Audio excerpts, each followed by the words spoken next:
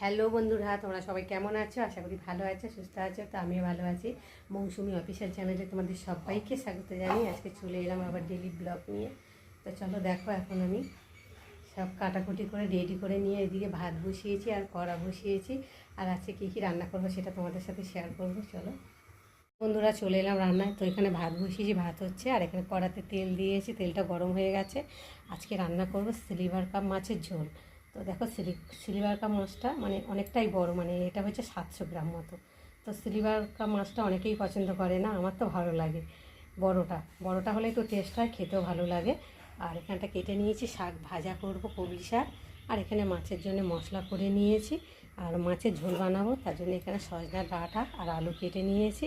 আর এখন তেলটা দেখতে পাচ্ছ গরম হয়ে গেছে, ধোঁয়া ছাড়ছে। আর এখন আমি তো দেখো তেলটা গরম হয়ে গেছে, আর এখন এই যে মাছগুলো একে একে দিয়ে ভেজে নেব। ফার্স্টে দাগাগুলোকে ভেজে নেব। একটা দাগা দেখতে পাচ্ছ কতটা বড়, আর মাছটাগুলো হয়েছে 800 ওজন, তাই বুঝতেই পারছো যে কতটা বড়।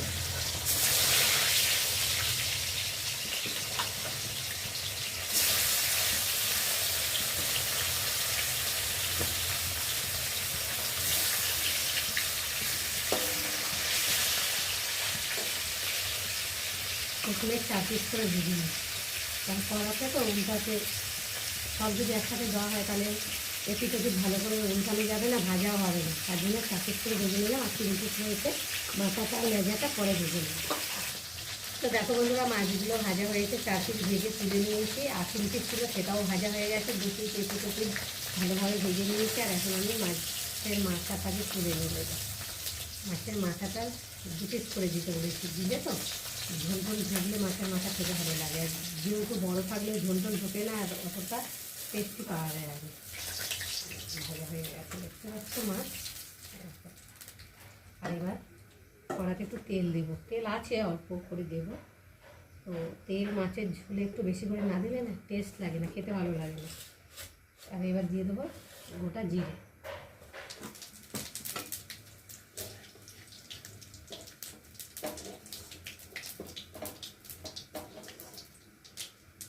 জিরেটা ভাজা ভাজা হয়ে এসেছে, এবার দিয়ে দেবো কেটে রাখা কুচানো পেঁয়াজ।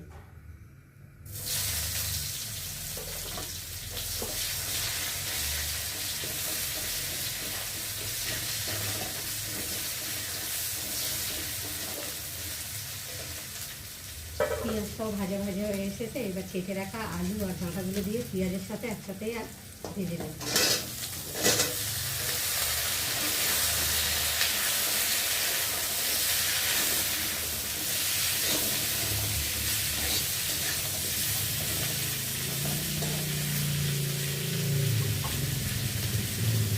এবার দিয়ে দেবো স্বাদ মতো নুন।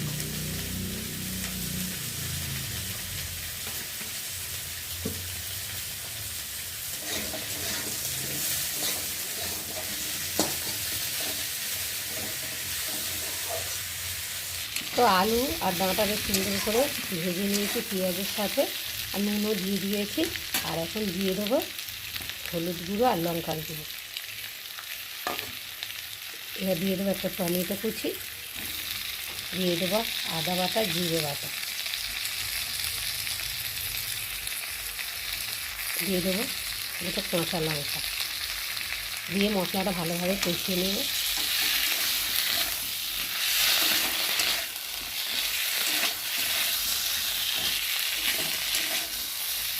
তো দেখো বন্ধুরা, বেশ মশলা দিয়ে ভালোভাবে কষিয়ে নিয়েছে, আর মশলা থেকে তেলও ছেড়ে দিয়েছে, আর মশলার ভাজা একটা কষানো সুন্দর একটা গন্ধও ছেড়ে দিয়েছে, দেখতে পাচ্ছ।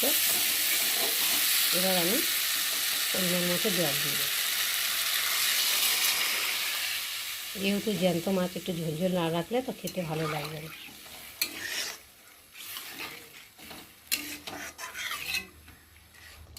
তো দেখো বন্ধুরা, ঝোলটা ফুটে গেছে, আর দেখি একটু আলুগুলো সেদ্ধ হয়েছে কি না। হ্যাঁ, হয়ে এসছে। এবার ভেজে রাখা মাছগুলোকে দিয়ে দেবো।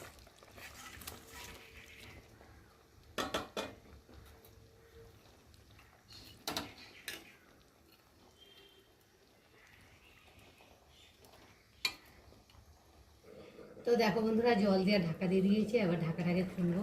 তো দেখো ঝোলের কালারটা দেখো খুব সুন্দর হয়েছে। চলো এবার একটু নেড়ে দেবো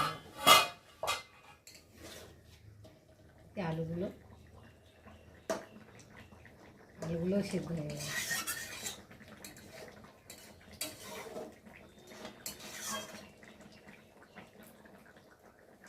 গ্যাসটা বন্ধ করে দেবো, দিয়ে এবার কড়া থেকে ঢেলে দেবো।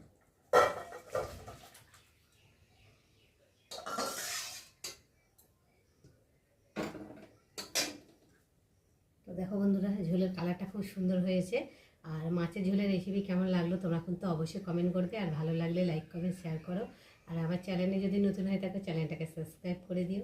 আবার দেখা হবে তোমাদের সাথে পরের ব্লগে, ততক্ষণ তোমরা তোমাদের খেয়াল রাখো। তোমরা আমার চ্যানেলটাকে সাবস্ক্রাইব করতে থাকো।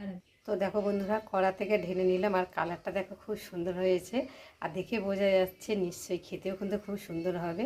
তো বন্ধুরা, তোমরা এরকম করে বানিয়ে খেয়ে দেখো, খুব ভালো লাগে।